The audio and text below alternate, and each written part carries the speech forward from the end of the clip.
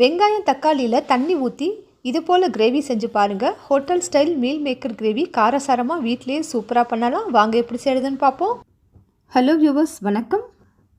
First meal மேக்கரை வேக வச்சு எடுத்துக்கணும். அதுக்கு ஒரு பாத்திரத்தில் தண்ணி சேர்த்துட்டு தண்ணி கொதிச்சதுக்கப்புறமா 1.5 கப் அளவுக்கு மீல் மேக்கர் நம்ம வீட்டுக்கு எவ்வளோ தேவையோ சேர்த்துட்டு நல்ல இதை 3லேருந்து 5 நிமிஷம் கொதிக்க விட்டு இது போல் வேக வச்சு இதை இப்போ வடிகட்டி எடுத்துக்கணும்.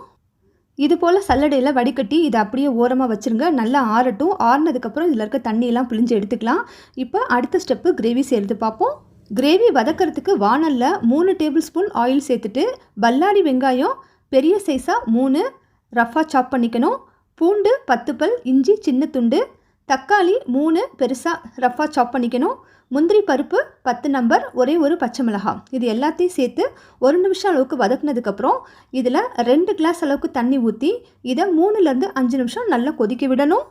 வெங்காயம் தக்காளி வெந்ததுக்கப்புறமா இதை அப்படியே ஆஃப் பண்ணி வச்சுருங்க. அப்புறமே இதை என்ன செய்யுதுன்னு பார்ப்போம். இப்போது மீல் மேக்கர் நல்லாவே ஆறிடுச்சு. ஆறின மீல் மேக்கரை இது போல் பிழிஞ்சு எல்லாத்தையும் தனியாக எடுத்துக்கணும். அதே போல் வெங்காயம் தக்காளி வேக வச்சோம் பார்த்தீங்களா, அதில் இருக்கக்கூடிய தண்ணியை இருத்துட்டு இந்த வெங்காயம் தக்காளி மற்ற கலவையை மட்டும் மிக்ஸி ஜாரில் சேர்த்து நல்லா ஃபைன் பேஸ்ட்டாக அரைச்சிக்கணும். ஃபில்டர் பண்ண தண்ணியை பத்திரமா எடுத்து வச்சுக்கோங்க. இதை நம்ம கிரேவிக்கு அப்புறமே யூஸ் பண்ணிக்கலாம். இப்போ ஒரு வானலில் 3 table spoon oil, 2 table spoon butter சேர்த்துட்டு 1/2 டீஸ்பூன் அளவுக்கு சீரகம், 1/4 டீஸ்பூனுக்கு கம்மியாக மஞ்சத்தூள், 1/4 டீஸ்பூனுக்கு கம்மியாக மிளகாய்த்தூள் சேர்த்துட்டு அரைச்சி வச்ச விழுதை சேர்த்து மிக்ஸி ஜாரை அலசி தண்ணி சேர்த்துக்கணும்.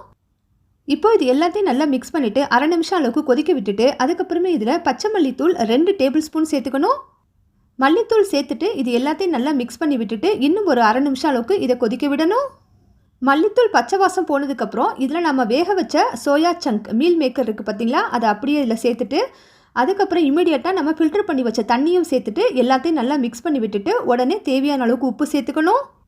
இப்போ ஒரு 1/2 நிமிஷம் அளவுக்கு மறுபடியும் இந்த கிரேவியை கொதிக்க விடணும். கொதிச்சதுக்கப்புறமா இதில் இந்த டைமில் இப்போ தேவையான அளவுக்கு தண்ணி, அதாவது ஒரு 1/2 கிளாஸ்லேருந்து 3/4 கிளாஸ் அளவுக்கு தண்ணி சேர்த்துக்கலாம். தண்ணி சேர்க்க விருப்பம் இல்லாதவங்க அதுக்கு பதிலாக 3/4 கிளாஸ் அளவுக்கு பால் கூட சேர்த்துக்கலாம். வீடியோவோட எண்டில் நான் ஃப்ரெஷ் க்ரீம் சேர்க்க போகிறேன். அதனால் இன்றைக்கி நான் தண்ணி சேர்த்துருக்கேன். நீங்கள் ஃப்ரெஷ் க்ரீம் சேர்க்கலை அப்படின்னாக்கா அவசியம் பால் சேர்த்துக்கோங்க. தண்ணி சேர்த்ததுக்கப்புறமா நல்லா கொதிக்க வச்சுட்டு இதில் கரம் மசாலா சிறிதளவு, கசூரி மேத்தி அதாவது காய்ந்த வெந்தயக்கீரை இருக்குது பார்த்தீங்களா, அதை கொஞ்சமாக கையில் தேய்ச்சி விட்டுட்டு சேர்த்துக்கணும். இதுக்கப்புறமே 1 நிமிஷம் அளவுக்கு கிரேவியை கொதிக்க வைக்கணும். இது ஒயிட் ரைஸ், சப்பாத்தி, நான் எல்லாத்துக்குமே பார்த்திங்கன்னா ரொம்ப டாப்பாக இருக்கும். கடைசியாக இதில் மல்லித்தலை கார்னிஷ் பண்ணிவிட்டு அதுக்கப்புறமா இதில் தேவையான அளவுக்கு ஃப்ரெஷ் க்ரீம் 1லேருந்து 2 டேபிள் ஸ்பூன் சேர்த்து மிக்ஸ் பண்ணி வச்சுட்டு சாப்பிடும்போது லைட்டாக ஹாட் பண்ணிவிட்டு சாப்பிடுங்க. ரொம்பவுமே டேஸ்ட்டாக இருக்கும். ஹோட்டலில் கிடைக்கக்கூடிய அதே டேஸ்ட்டு வீட்டில் இன்றைக்கி செஞ்சுருக்கோம். செஞ்சு பார்த்துட்டு எப்படி வந்துச்சுன்னு சொல்லுங்கள். தேங்க்யூ.